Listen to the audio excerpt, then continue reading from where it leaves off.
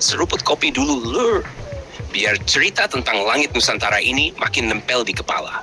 Di pagi yang tenang di pangkalan udara Iswajudi, deru mesin jet memecah keheningan. 2 unit T-50I Golden Eagle baru akhirnya menjejakkan rodanya di tanah Jawa Timur. Bukan sekadar kedatangan pesawat, tapi sinyal bahwa kekuatan udara Indonesia terus bergerak maju, pelan, terukur, dan terencana. Pesawat ini datang dalam kondisi belum dirakit penuh. Badan pesawat, sayap, dan komponen utama diangkut terpisah, lalu akan disatukan langsung di Iswajudi dengan pendampingan teknisi pabrikan.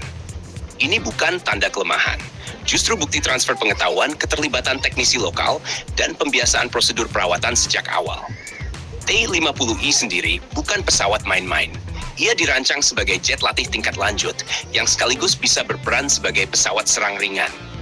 Artinya satu platform mampu mencetak pilot tempur modern sekaligus punya taring operasional bila dibutuhkan. Di hanggar Iswajudi, para mekanik langsung bekerja. Kabel avionik disambungkan, sistem diuji, permukaan badan pesawat diperiksa detail demi detail.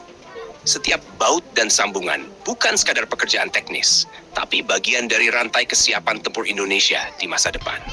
Kedatangan 2 unit ini juga menandakan bahwa dari total 6 unit yang dipesan, pengiriman berjalan bertahap.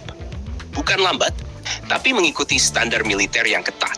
Inspeksi menyeluruh, uji fungsi, dan kalibrasi sebelum dinyatakan layak terbang untuk TNI Angkatan Udara. Golden Eagle cocok dengan karakter wilayah Indonesia. Stabil di kecepatan tinggi, responsif, dan memiliki kokpit modern berbasis layar digital.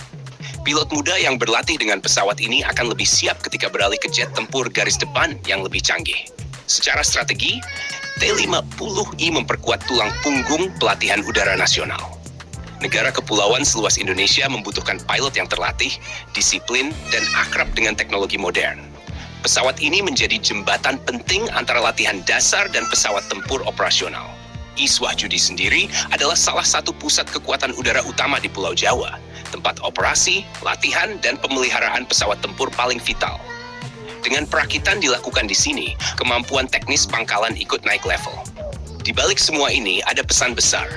Indonesia tidak hanya membeli alutsista, tetapi juga membangun kemampuan merawat dan merakitnya.